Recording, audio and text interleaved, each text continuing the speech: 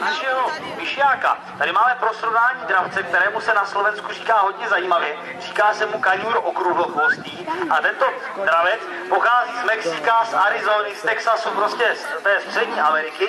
No a i když váží kilo, tak náš kolega s takovouto samicí kaňura okruhlochvostého ulovil loni v zimě 14 kilových dravců. Tady máme potom ty největší a to jsou orly. Orel žije dlouho, klidně 80 let a orel samozřejmě takovým pánem tvorstva.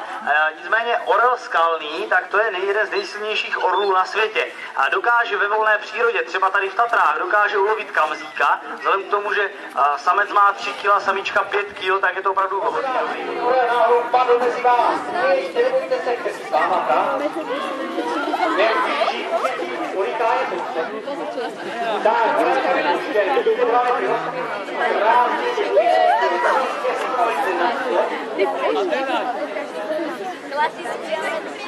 Záběr přírodě divokého orla pravděpodobně zblízka lítat neumí, že náš je samozřejmě zvyklý na lidi. Dáme na to, orel přistává! Výborně!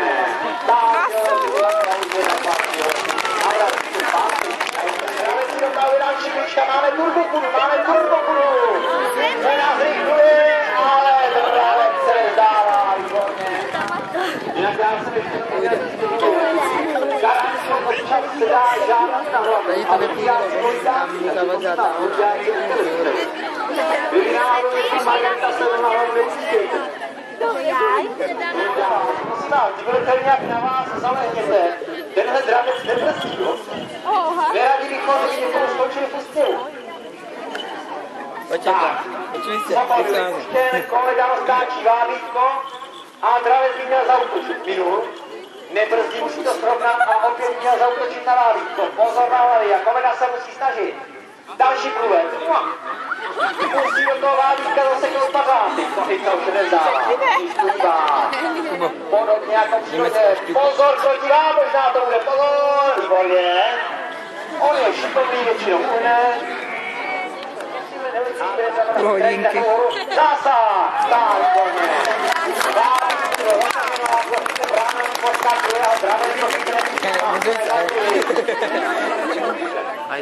Dravci jsou lehčí, než vypadají, že hromada peří.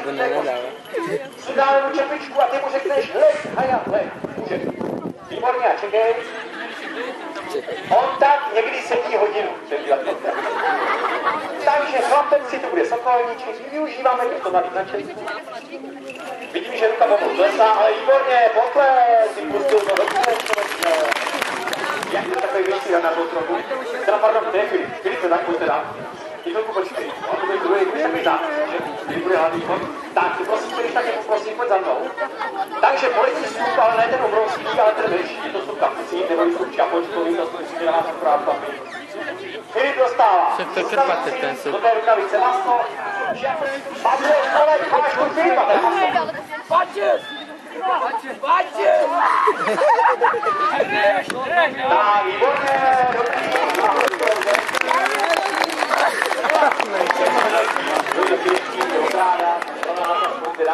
Haja se vrací.